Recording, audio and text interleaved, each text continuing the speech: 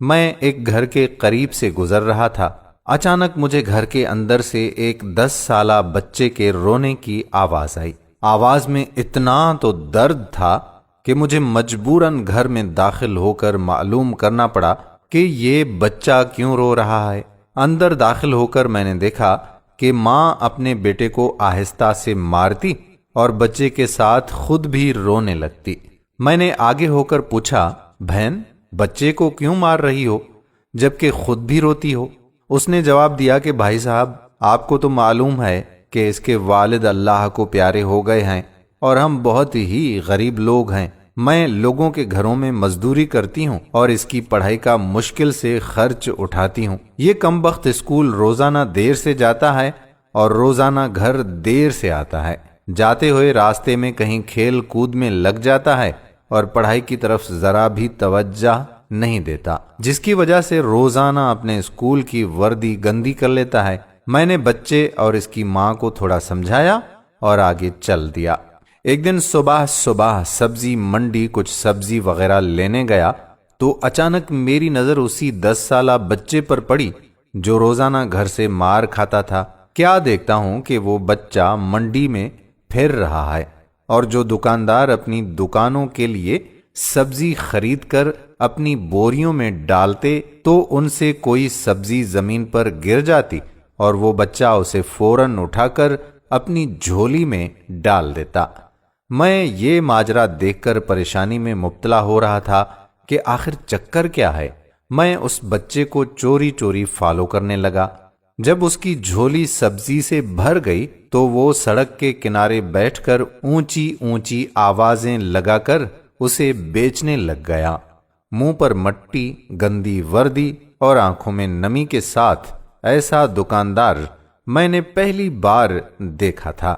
دیکھتے دیکھتے اچانک ایک آدمی اپنی دکان سے اٹھا جس کی دکان کے سامنے اس بچے نے ننھی سی دکان لگائی تھی۔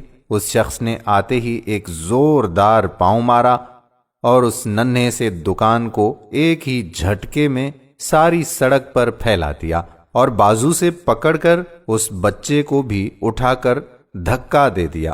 ننھا دکاندار آنکھوں میں آنسو لیے دوبارہ اپنی سبزی کو اکٹھا کرنے لگا اور تھوڑی ہی دیر کے بعد اپنی سبزی کسی دوسری دکان کے سامنے ڈرتے ڈرتے لگا لی۔ بھلا ہو اس شخص کا جس کی دکان کے سامنے اب اس نے اپنی ننھی دکان لگائی۔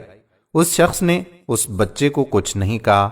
تھوڑی سی سبزی تھی، جلد ہی فروخت ہو گئی اور وہ بچہ اٹھا اور بازار میں ایک کپڑے والے کی دکان میں داخل ہوا۔ دکاندار کو وہ پیسے دے کر دکان میں پڑا، اپنا اسکول بیگ اٹھایا اور بنا کچھ کہے اسکول کی جانب چل دیا۔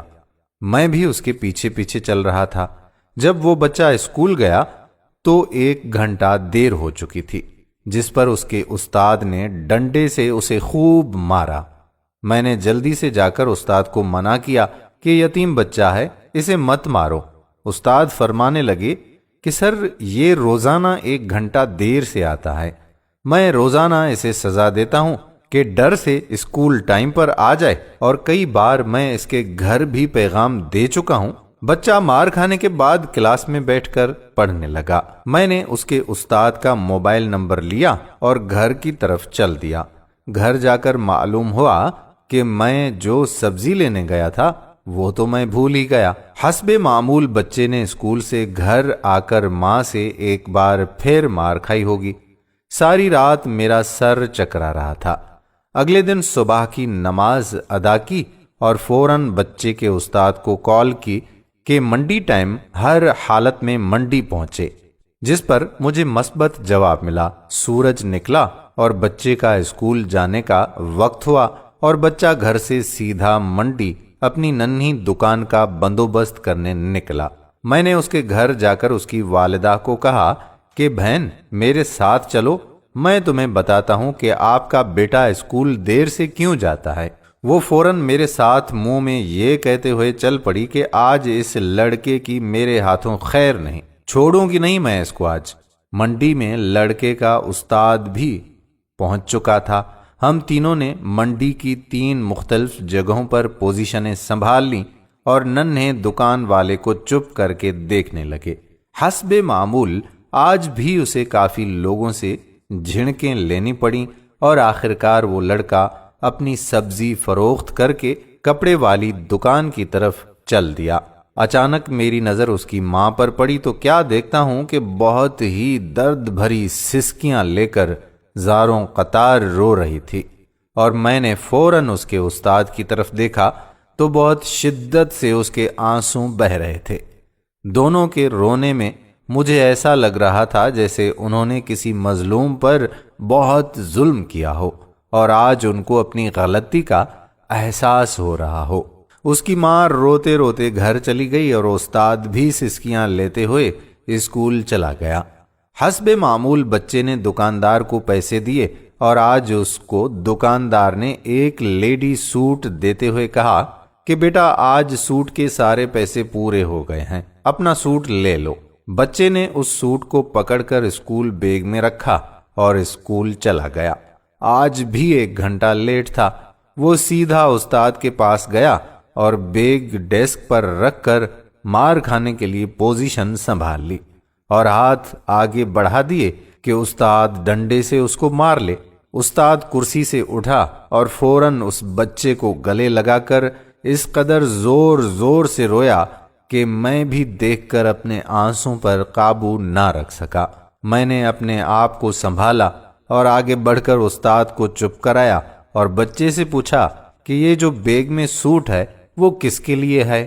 بچے نے جواب دیا کہ میری ماں امیر لوگوں کے گھروں میں مزدوری کرنے جاتی ہے اور اس کے کپڑے پھٹے ہوئے ہوتے ہیں، اس کے پاس جسم کو مکمل ڈھانپنے والا کوئی سوٹ نہیں ہے، اس لیے میں نے اپنی ماں کے لیے یہ سوٹ خریدا ہے۔